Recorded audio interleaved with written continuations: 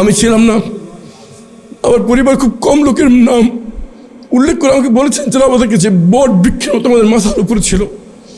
এই হুমা খান তাদেরই সর্বোচ্চ স্থান অবস্থান করে আছেন। উনি আমাদের বাংলাদেশ ছেড়ে চলে যাচ্ছেন। জবাবদিহিতার জায়গাটা সবচেয়ে গুরুত্বপূর্ণ।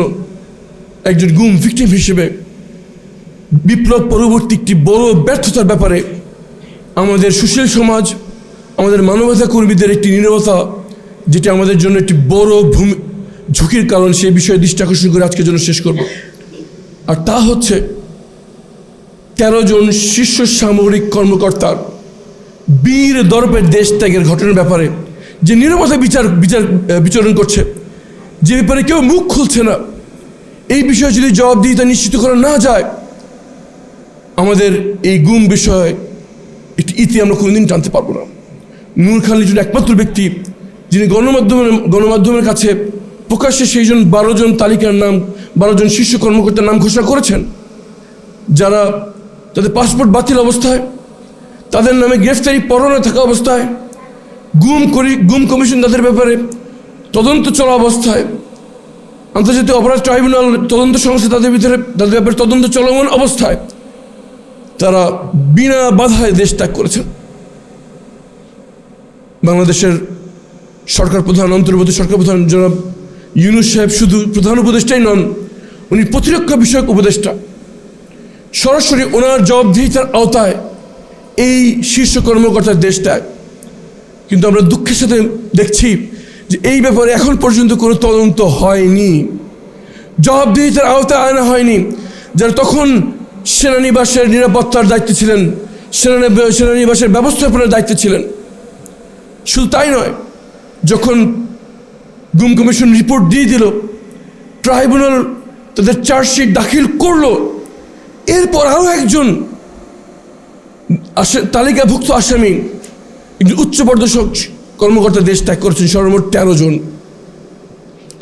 প্রথমত আমি বলতে চাই একজন আইনজীবী হিসেবে, একজন ভুক্তভোগী হিসেবে, যে ঊর্ধ্বতন যারা আসনে আসেন তাদের নিম্নবর্তীদের ব্যর্থতা দায় তাদের নিতে হবে। আমাদের সম্মানিত প্রধান উপদেষ্টা মোহাম্মদ ইউনূস সাহেব, উনি একই সঙ্গে প্রতিরক্ষা বিষয়ক উপদেষ্টা, এই ব্যর্থতার ব্যাপারে উনি কি করেছেন, উনিকে এই বিষয়ে জনগণের কাছে জবাবদিহি করতে হবে। যারা অন্ধকারে হারিয়ে গিয়েছিলেন, কিন্তু তাদের ব্যাপারে কোনো খোঁজ আমরা এখনও পাইনি। আমরা খোঁজ পাইনি ওয়ালিউল্লাহ ভাই, মকসুদুল ভাই, আমরা খোঁজ পাইনি সুমন ভাই এবং তার সাথে গুম হওয়া তার সহকর্মীবৃন্দ। এখনও শত শত মা বসে আছে শুধু এতটুকু জানার জন্য তার সন্তানটিকে বেঁচে আছে না মারা গেছে। তার আর কিছু না হোক, এতটুকু জানতে চাই যদি হত্যা করা হয়, কোথায় হত্যা করা হয়েছে, লাশটা কোথায় ফেলা হলো।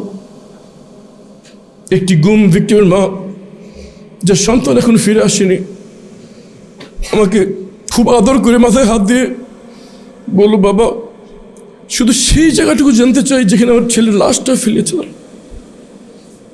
এতটুকু উত্তর এখন আমরা দিতে পারিনি রাষ্ট্র হিসেবে। বিপ্লবের পরবর্তী এই গৌরব উজ্জ্বল সময় এটি একটি অন্ধকার অধ্যায়। শত শত সন্তান এখনো পিতার খবরের জন্য মুখে বসে হয়েছে। শত শত জীবন সঙ্গী শুধু জানতে চায় তারা নিজেকে কি পরিচয় দিবে, তারা কি বিবাহিত না বিধবা। এই উত্তর আমরা যতদিন পর্যন্ত দিতে পারবো না, জাতি হিসেবে আমরা কলঙ্ক মুক্ত হতে পারবো না।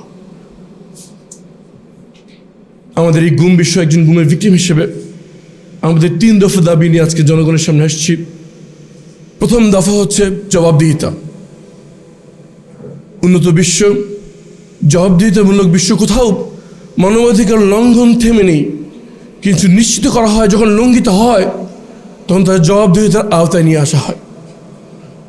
গুমের মতো এই বর্বর ঘটনার পুনরাবৃত্তি কোনোদিন বন্ধ করা যাবে না যতক্ষণ পর্যন্ত আমরা জবাবদিহিতা নিশ্চিত করব। দ্বিতীয় দফা, গুমের ভিকটিম তাদের পুনর্বাসন। 20 কোটি মানুষের দেশে সব মিলিয়ে গুমের শিকার মাত্র কয়েক হাজার পরিবার। আরও যদি সুনির্দিষ্টভাবে বলতে চাই, গুম কমিশনে যারা লিখিত অভিযোগ করেছেন তার সংখ্যা আনুমানিক 1500-র বেশি নয়। তাদের পুনর্বাসনের দায়িত্ব সরকারকে নিতে হবে। 1000 কোটি টাকা দিয়ে আমরা ব্রিজ করতে পারছি, 100 কোটি টাকা দিয়ে আমরা উন্নয়ন পরিকল্পনা হাতে নিচ্ছি। আর মাত্র 1500 পরিবার যাদের প্রিয়জনকে হয়তো আমরা কোনোদিনই ফিরিয়ে দিতে পারবো না, যারা ফিরে এসছেন তাদের আগের জীবন আমরা কোনোদিনই ফিরিয়ে দিতে পারবো না। তো রাষ্ট্র এতটুকু নিশ্চয়তা দিতে পারে যে অন্তত অর্থনৈতিক দিক দিয়ে তাদের আর বাকিটা জীবন কষ্ট করতে হবে না। এই দায়িত্বটুকু সরকারের নেওয়া উচিত, এখনও নেওয়া হয়নি, দ্রুত নেওয়ার আহ্বান জানাচ্ছে। এবং সর্বশেষ হচ্ছে নো রিপিটেশন, বা আর কোনোদিন যাতে এই কাজ হতে না পারে। আমি গুম কমিশনের নির্ভীক কমিশনার 2 জন এখানে উপস্থিত আছেন। আমাদের অকুতোভয় কণ্ঠস্বর লিটন ভাই, যিনি আমাদের মানবাধিকার কর্মীদের গুরু বলতে হবে তাকে, উপস্থিত আছে। গুম কমিশনের আমি জানি না এই নাম্বারটা, এই উপাধি আমার দেওয়া ঠিক হবে কিনা, দি iron lady of human rights defender of Bangladesh, Nabila Idris, যার নির্ভীক কণ্ঠস্বর, নির্ভীক কাজ আজকে গুম ভিক্টিমদের ইতিহাসকে সারা জাতির সামনে উন্মোচন করেছে। এবং সর্বশেষ বিদায়ী হিউম্যান রাইটস ডিফেন্ডার হুমা খান, যার উপস্থিতি ছিল একটি বট গাছের মতো। আমাদের যারা ভিকটিম পরিবার ছিল, আমি ছিলাম না, আমার পরিবার খুব কম লোকের নাম উল্লেখ করে আমাকে বলেছেন যারা আমাদের কাছে বট বৃক্ষের মতো আমাদের মাথার উপরে ছিল। এই হুমা খান তাদেরই সর্বোচ্চ স্থান অবস্থান করে আছেন। উনি আমাদের বাংলাদেশ ছেড়ে চলে যাচ্ছেন। জবাবদিহিতার জায়গাটা সবচেয়ে গুরুত্বপূর্ণ। একজন গুম ভিকটিম হিসেবে বিপ্লব পরবর্তী একটি বড় ব্যর্থতার ব্যাপারে আমাদের সুশীল সমাজ, আমাদের মানবতা কর্মীদের একটি নীরবতা, যেটা আমাদের জন্য একটি বড় ঝুঁকির কারণ, সেই বিষয়ে দৃষ্টি আকর্ষণ করে আজকের জন্য শেষ করব। আর তা হচ্ছে 13 জন শীর্ষ সামরিক কর্মকর্তার বীর দর্পের দেশ ত্যাগের ঘটনার ব্যাপারে যে নীরবতা বিচরণ করছে, যে ব্যাপারে কেউ মুখ খুলছে না। এই বিষয়ে যদি জবাবদিহিতা নিশ্চিত করা না যায়, আমাদের এই গুম বিষয়ে একটি ইতি আমরা কোনোদিন টানতে পারবো না। নূর খান লিটন একমাত্র ব্যক্তি যিনি গণমাধ্যমের কাছে প্রকাশ্যে সেই 12 জন তালিকার নাম, 12 জন শীর্ষ কর্মকর্তার নাম ঘোষণা করেছেন, যারা তাদের পাসপোর্ট বাতিল অবস্থায়, তাদের নামে গ্রেফতারি পরোয়ানা থাকা অবস্থায়, গুম কমিশন তাদের ব্যাপারে তদন্ত চলা অবস্থায়, আন্তর্জাতিক অপরাধ ট্রাইব্যুনাল তদন্ত সংস্থা তাদের ব্যাপারে তদন্ত চলমান অবস্থায় তারা বিনা বাধায় দেশ ত্যাগ করেছেন। বাংলাদেশের সরকার প্রধান, অন্তর্বর্তী সরকার প্রধান জনাব ইউনূস সাহেব শুধু প্রধান উপদেষ্টাই নন, উনি প্রতিরক্ষা বিষয়ক উপদেষ্টা। সরাসরি ওনার জবাবদিহিতার আওতায় এই শীর্ষ কর্মকর্তার দেশ ত্যাগ। কিন্তু আমরা দুঃখের সাথে দেখছি যে এই ব্যাপারে এখন পর্যন্ত কোনো তদন্ত হয়নি, জবাবদিহিতার আওতায় আনা হয়নি। যারা তখন সেনানিবাসের নিরাপত্তার দায়িত্বে ছিলেন, সেনানিবাসের ব্যবস্থাপনার দায়িত্বে ছিলেন।